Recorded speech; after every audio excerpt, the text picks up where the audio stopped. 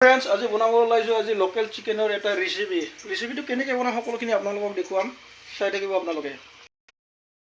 এয়া হৈছে পিঁয়াজ, জ্বলা আৰু শুকান জ্বলা। এয়া হৈছে চিকেন। ৰেচিপিটো কেনেকৈ বনাম সকলোখিনি দেখুৱাম আপোনালোকক। গাইছ, এয়া তেল দিছোঁ মই, ইয়াৰ লগত দিম মই শুকান জলকীয়া আৰু লগত দিম ইয়াত তেজপাত। ইয়াত তেজপাত আৰু জলকীয়াটো অকণমান ভাজি ল'ব লাগিব। আৰু ইয়াত দিছোঁ পিঁয়াজ, জলকীয়া।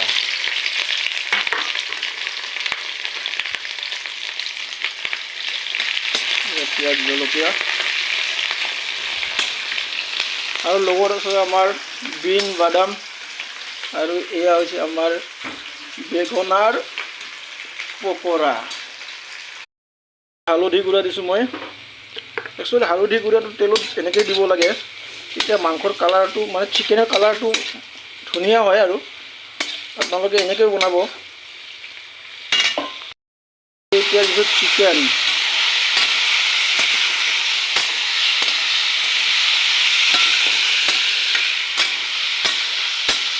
চিকেনটো এতিয়া ফ্ৰাই কৰি লৈ আছোঁ মই।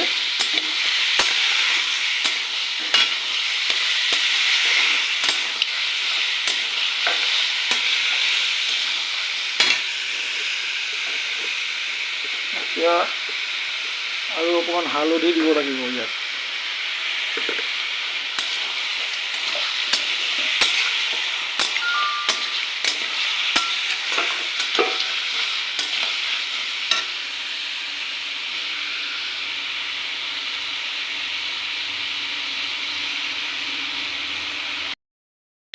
গাইছ, এয়া নিমখ দি আছোঁ। নিমখটো দিছোঁ। এই আমাৰ এটা ছেকেণ্ড কুকিং, মজা খানা বনাই। গাইছ চাওক, আমি দুইজনে বনাওঁ আৰু এনেকৈ। যিহেতু আজি মানে আলহী আহি আছে, 7জন আলহী আহি আছে। এয়া মোৰ কটেজতে ৰেষ্টুৰেণ্টতে খাব, সেইটোৰ কাৰণে আইটেম বনাই আছোঁ। আৰু এয়া মই আলু দিছোঁ এতিয়া মাংসত। আলুটো অকণমান ফ্ৰাই হ'ব লাগিব।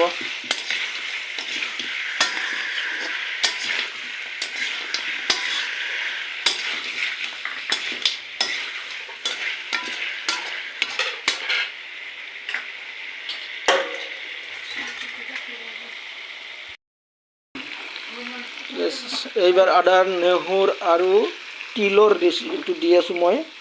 আদা, নহৰুৰ লগত তিল। একচুৱেলি লোকেল চিকেন বনালে মই সদায় এনেকৈ মানে তিলটো ব্যৱহাৰ কৰোঁ। তিলটো ব্যৱহাৰ কৰিলে কালাৰটো ভাল হয় আৰু টেষ্টটোও ভাল আহে। কালাৰটো কেনেকুৱা আহিছে চাওক গাইছ, এনেকৈ আপোনালোকে বনাই চাব। আৰু ৰেচিপিটো কেনেকুৱা লাগিছে গাইছ, কমেণ্ট কৰি জনাব দেই। কালাৰ চাওক গাইছ, কালাৰটো কেনেকুৱা হৈছে। কালাৰ দেখিলে খাওঁ খাওঁ লাগে গাইছ।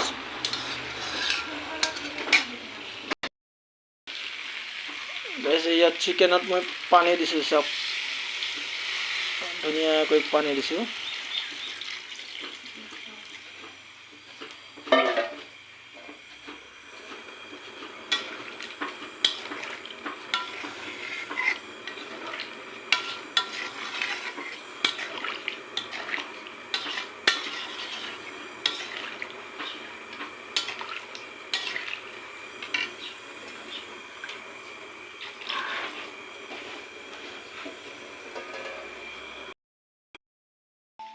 গাইছ, আমাৰ চিকেন ৰেডি হৈ গ'ল। এয়া চাওক, কালাৰ চাওক কেনেকুৱা হৈছে।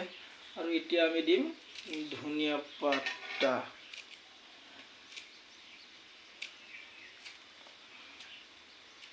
এইটো ধনিয়া পাতা দিলোঁ। এতিয়া ধনিয়া পাতা দি ধুনীয়াকৈ আমি ইয়াত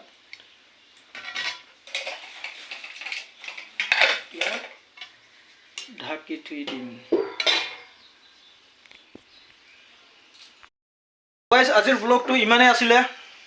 যদি ভিডিঅ'টো ভাল লাগে লাইক, কমেণ্ট, শ্বেয়াৰ কৰিবলৈ নাপাহৰিব। Bye bye.